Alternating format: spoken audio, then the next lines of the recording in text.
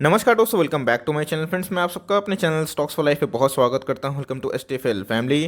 दोस्तों, आज अगर निफ्टी के टॉप लूजर के बारे में डिस्कस करूं तो भाई टीसीएस था। और ये कहावत है कि निफ्टी के इंडेक्स में अगर टीसीएस छिकता है तो सारे आईटी को जुकाम लग जाता है। गाइस, यही हमें देखने को मिला है। तो क्या Q4 के नंबर्स इतने ख़राब थे? जी नहीं दोस्तों, Q4 के नंबर्स हमें ठीक ठाक दिखाई पड़े।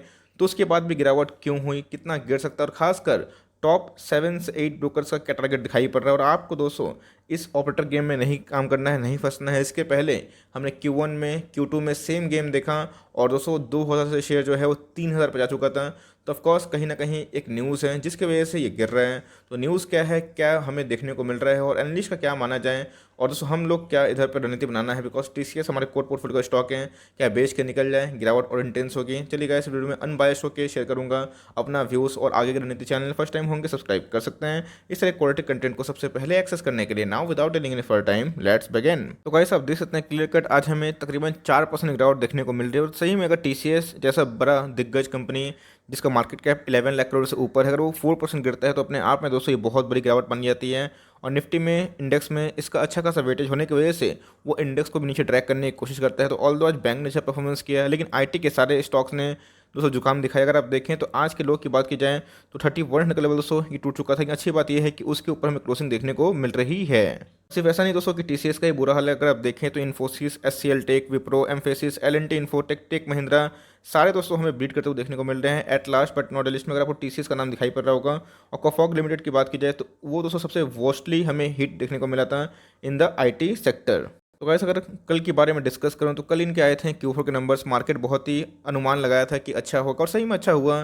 बिकॉज अगर आप रिकॉर्ड तोड़ ऑर्डर बुक की बात की जाए तो इनको बहुत सारे क्लाइंट्स में मिले। और खासकर दोस्तों आपको अच्छे से पता है कि क्लियर कट इनके जो पैट है, कॉन्सोलिडेटेड पैट की मैं बात बोल रहा हूँ, उनमें 15% की हमें एक जंप देखने को मिल रही है। ऑल दो दोस्तों 0.84% से इनके जो एस्टिमेट है वो बीट होते हुए देखने को मिले। लेकिन दोस्तों ये बीट और फिर बीटन डाउन या फिर बीटन अप ये कोई मैटर नहीं करता है। अगर लॉन्ग टर्म में कंपनी अगर 40,000 करोड़ 50,000 करोड़ का अगर सेल्स करती है तो अपने आप में दोस्तों बहुत बड़ी कंपनी होती है।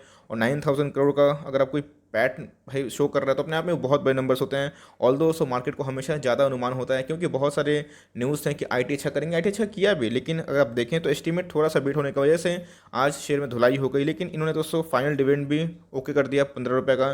तो इनमें से अगर आप देखें तो टीसीएस अपने आप में बहुत बड़ी कंपनी है। और जैसे मैंने बताया कि सेम दोस्तों हमने एस्टिमेट Q1 और Q2 के नंबर्स में देखे थे, Q3 में भी देखे थे। उसके बाद शेयर का प्राइस कहाँ है दोस्तों आज आप सबको पता है। गाइस, ये है ईटी का आर्टिकल, क्रेडिट उनका ही। और देख सकते हैं कि उन्होंने क्या बोला है कि अकॉर्डिंग टू देम क्यों गिर रहा है, क्या अनुमान है और इधर पे गिरावट क्यों है Q4 के नंबर्स के बाद। तो आप देख सकते हैं कि एक वर्ड का यूज़ किया गया है, solid March quarter earnings and record deal wins could make the IT stock rally even when the numbers broadly met or were slightly ahead of street estimate। और खास करके आप देखें दोस्तों, while analysts stayed positive on TCS growth prospect, they see limited earning upgrades for the stock from here on due to lack of positive surprises and expensive valuations। ऐसा पता है कि क्लियर कट अभी जो बिजनेसेस चल रहे हैं, जो अच्छे खासे चल रहे हैं, उसमें आईटी के बिजनेस सबसे बेहतरीन चल रहे हैं, फॉलोड बाई फार्मा और एफएमसीजी भी ठीक ठाक चल रहे हैं। बिकॉज सब नेसेसरी में आ रहे हैं, वर्क फ्रॉम होम बहुत ही अच्छा काम कर रहा है। बट जैसे मैंने बताया कि बहुत रिकॉर्ड तौर हमें एक डील सीखने को मिल रहे थे, लेकिन अभी कुछ सरप्राइज न्यूज़ नहीं आ रही, जिसकी वजह से मार्केट को अनुमान है कि चलो ईपीएस भी मोर लेस फ्लैट ही था। तो हो सकता है कि मीन्स बहुत तो प्रॉफिट बुक करें। लेकिन अगर आप देखें तो वैल्यूएशन अपने आप में ही 2,000 से 3,000 ऑफकोर्स हाई है। तो इसी वजह से थोड़ा सा हमें इसमें ब्रेक देखने को मिल रहा है। लेकिन जैसे मैंने बताया कि एनालिस्ट लोग काफ़ी पॉजिटिव हैं। और एनालिस्ट की मानी जाए तो उन्होंने कोई एनालिस्ट ने तो आउट परफॉर्म का टारगेट दिया है, किसी ने स्टे किया है। तो कौन से एनालिस्ट ने कितना बोला है और चार्ट में क्या कंडीशन इमर्ज हो रही है और वो करना क्या है दोस्तों, चलिए उसको डिस्कस कर लेते हैं। लेकिन उससे पहले आप देख सकते हैं कि जो आज की कारोबारी कंडीशन है, मतलब 40% जो शेयर दोस्तों वो डीमेट में गए हैं। 72 लाख जो शेयर से ट्रेड होते हुए देखने को मिल रहे हैं और 29 लाख जो शेयर की दोस्तों डिलीवरी हमें देखने को मिल रही है, जो अपने आप में ही बहुत बड़ी बात है। तो आप समझ सकते हैं कि प्राइस को गिराया तो गया है, लेकिन इधर पे माल उठाया भी गया। तो गाइस, आपने देखा कि कैसे हमें जो टारगेट्स है वो अब दिखाई दे रहे हैं, आपके स्क्रीन के सामने है क्लियर कट। दोस्तों टीसीएस में आज गिरावट देखने को मिली है, बट उसके बावजूद भी सीएसए ने क्या किया है, आउट परफॉर्म टारगेट कर दिया है। दोस्तों ये सब तो ऑपरेटर का गेम होता है, आज निकल चलते रहता है। अच्छे रिजल्ट आते हैं तो भाई भाग जाता है, कभी गिरता भी है और बुरे रिजल्ट को बहुत भगाया जाता है। लेकिन लॉन्ग टर्म में फंडामेंटली काम आता है, इस बात को ध्यान रखिएगा। अगर आप देखें 3560 दोस्तों इनके टारगेट्स दिखाई पड़ रहे हैं, जो पहले कितने थे 3370।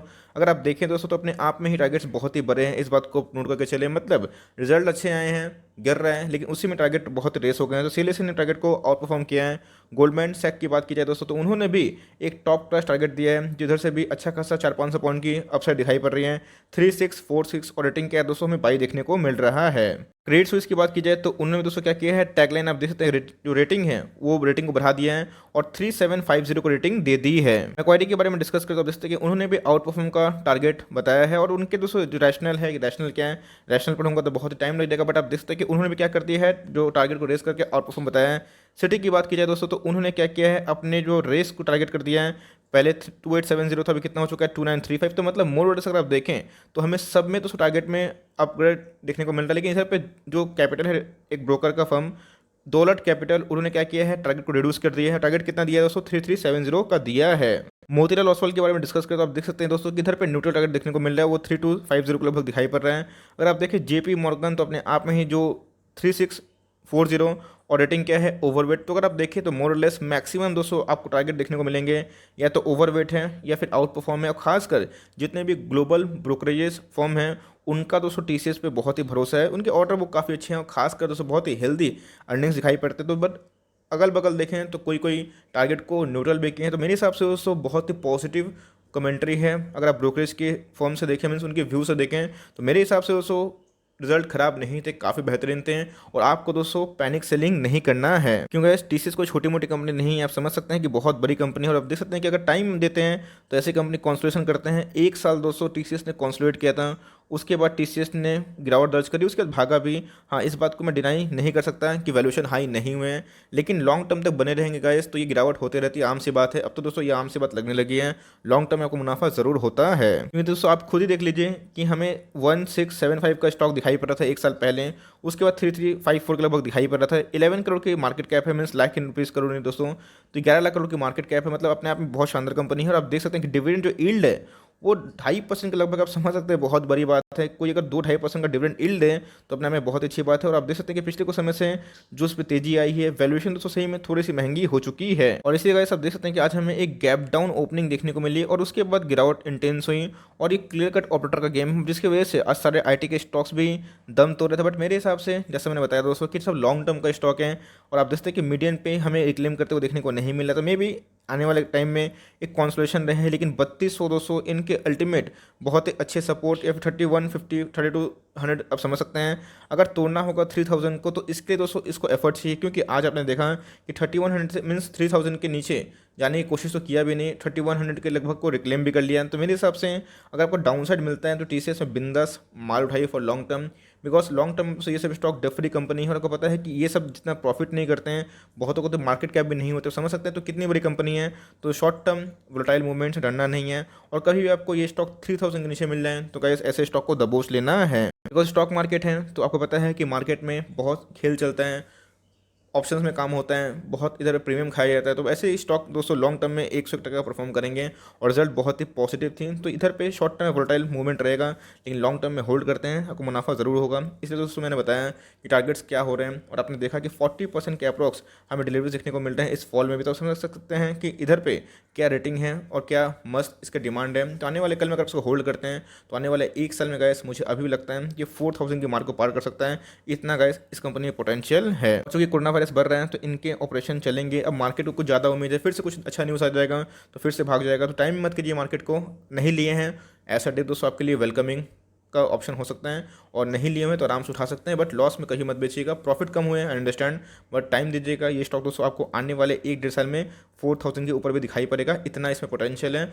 और इतना दमदार दोस्तों ये डिविडेंड यील्ड देते हैं। सो फॉर टाइमिंग ये छोटी सी अपडेट थी। गिरावट क्यों हुई, टॉप ब्रोकर्स का क्या मानना है, क्या हालचाल हमें देखने को मिल रहे हैं, मार्केट का मिजाज कैसा है। आई होप दोस्तों ये वीडियो आपके लिए हेल्पफुल है। कंटेंट सही लगा तो एक लाइक कर दिएगा, और चैनल फर्स्ट टाइम होंगे तो याद से सब्सक्राइब भी करना ना भूले। फर्दर कोई डाउट है उसको ड्रॉप कर सकते हैं, और कोई स्टॉक रिव्यू चाहिए उसका नाम भी ड्रॉप करिएगा। I would love to make a video on your demand. तो गाइस मिलते हैं जल्दी ही, तब तक के लिए bye. Thanks for watching friends, God bless you all.